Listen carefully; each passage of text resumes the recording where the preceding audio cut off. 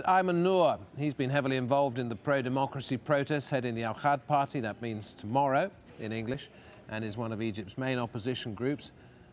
Kifaya, Change, an intellectual grouping led by George Ishak. Its members want a liberal and democratic Egypt, and there's the April the 6th youth movement who've been organising the pro-democracy protests using social media websites, Twitter and Facebook.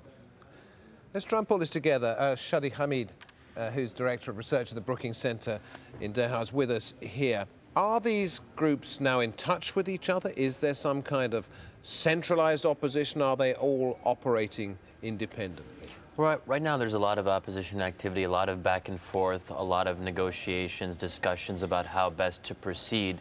A lot of the groups you mentioned are part of Baradei's National Association for Change. The Brotherhood's part of it. Al-Ghad Party is part of it. The whole idea of that was to bring the opposition groups together under one umbrella, with Baradei sort of being the symbolic head of that. But he is only a symbolic head, isn't he? He's not the leader of all of these groups, and if Mubarak leaves, would he be the sort of person they would choose to represent them perhaps in the presidential palace, or would they want to go for somebody else? Well, Baradei hasn't been as active. He spent a lot of time outside of the country, obviously, and that's been one of the major complaints. Why isn't he on the front lines, really getting his hands dirty in politics? But there isn't really anyone else who can play that kind of unifying role. I mean, he does have the profile. He has, people know him all over the world, obviously, because of his previous activities. So he's also a Nobel Peace Prize winner as well. Yeah, of course. So he's a Nobel Peace Prize winner as well. So he is well positioned, but I think people are waiting for him to really push harder and show more decisive leadership and strength. He hasn't done that quite yet, but who else really is there? Maybe Amr Moussa, perhaps, but... Well, we'll talk about Amr Moussa in just a moment. What about Kifaya, which means enough in Arabic? What does that group do? They emerged in 2004. They were actually the first group to ever stage an anti-Mubarak protest. That was actually December 12, 2004. And they're the ones who really galvanized the opposition, and that's what really caused this upsurge in protests that we saw in 2005 during the so-called Arab Spring. But they were always a small group. Their strength was to really be able to get a lot of international attention and really and scare the regime, actually, as well. I passed you an article a short while ago, Shadi. Pop it back over here for just a moment. The guy we spoke to, Mohammed Yusuf, just back there, Ahmed Yusuf. This article was written back in September, talking about the plans this group had to galvanise the youth, and not only the youth, but also those people who were opposed to Mubarak in different corners of Egypt. What we're seeing is something that's been brewing for some time, isn't it? Yeah, there's been a lot of youth activity building over the last several years. I don't think people should see what's happened the past 2 weeks and say, this came out of nowhere. Egypt has had continuous protest activity for the last 5 years.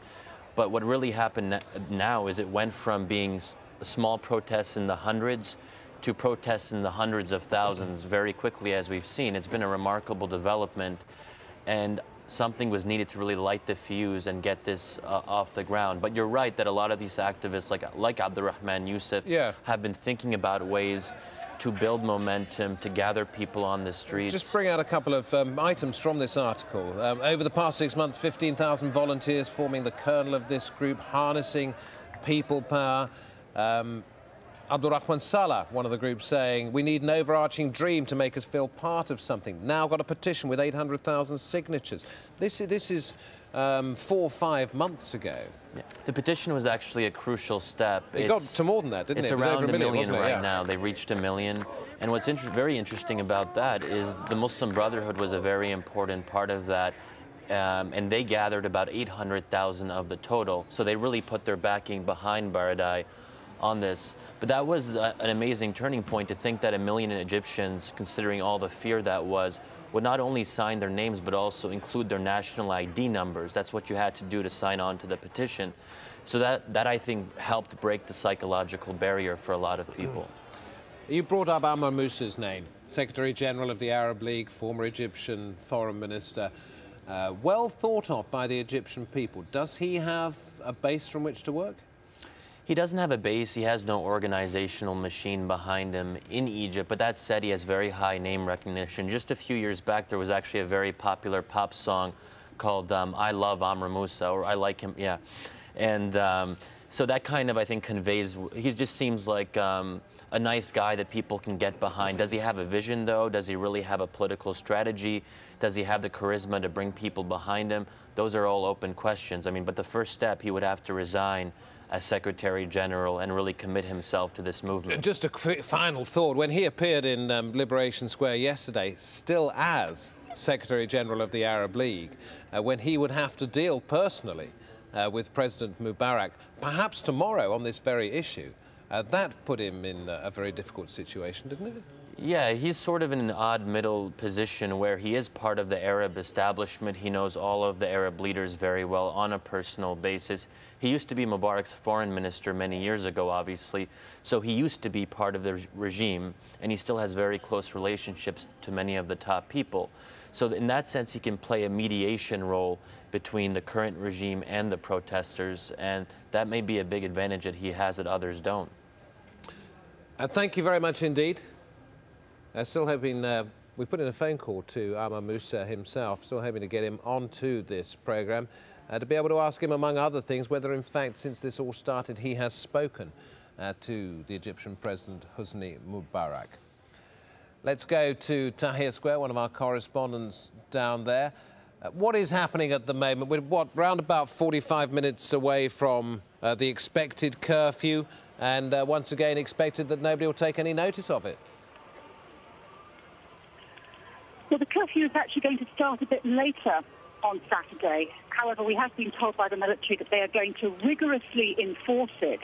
That was what they told us, because obviously we have seen in recent days the curfew has been enforced rather patchy manner. It's been a kind of a suggested curfew rather than something which is really enforced by the army. What we've been seeing in the last few hours is some kind of a negotiation going on with the army on one side and the anti-government protesters on the other. It's become increasingly clear that the army wants to clear the streets. It wants to get things back to normal. The traffic over the bridge and over flyovers and roads in the area is really flowing in a very normal manner, but obviously there have been burnt-out vehicles left in place, vehicles which the two sides were actually using as defensive barriers during the fighting on Wednesday and Thursday. Now, in the last half hour, we have watched a crane come in and remove one of those burnt-out vehicles, so another road is now potentially open. But the main area of disagreement between the protesters and the army remains that much photographed barricade made out of blue and yellow corrugated iron sheets, which was erected just next door to the Egyptian Museum. And protesters have been very reluctant to give up that, and negotiations went on for ages. At one stage, the protesters were linking hands to form a human chain across the road. Now, the army appears to have gone. The protesters, the human chain is no longer there, but this is obviously something which the protesters feel very strongly about maintaining in place. The army putting itself in a rather difficult position if it says it won't intervene against the demonstrators, and yet it's going to rigorously enforce a curfew. How would it do that? Well, I mean, that remains to be seen, because so far there has been a curfew, and the curfew has been published every day, and it's a regular announcement what the hours are, and yet people have continued to circulate. So when the army talks about rigorously enforcing it, we'll have to see just what kind of form that rigorous enforcement takes. But at the moment, we're not expecting the curfew to begin for another 2 3/4 hours. But in fact, the army, I mean, I think it's significant. They've said they're not going to use force, and what we've seen today has been negotiation, not force. The army could theoretically have just knocked these barricades down if they'd wanted to. There were 2 tanks in the vicinity throughout this discussion, with their turrets pointing towards Tahrir Square. But, you know, talks happened, talks went on for ages, and the army's now gone, and the protesters are still there. So up until now, the army is keeping its word. Jackie, I'm going to ask you quickly to talk about some of the pictures we're seeing. Large columns of troops marching in the area, searching people. Is this all part of the security measures that you see in and around the square, rather than anything specific, any particular problem that they're dealing with? Well, they have been continuing to search as part of the security measures around the square. And this whole business I was talking of standoff by the barricades, I mean, that was part of that. I mean, the army was saying to the protesters, look, you don't need to have these barricades here.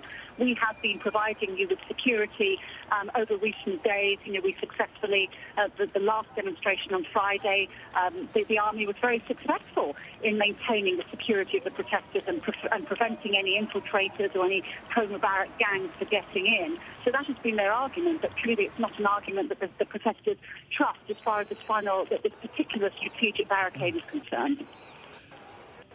Thank you very much indeed. So just to update our viewers, the curfew going to be 2 hours later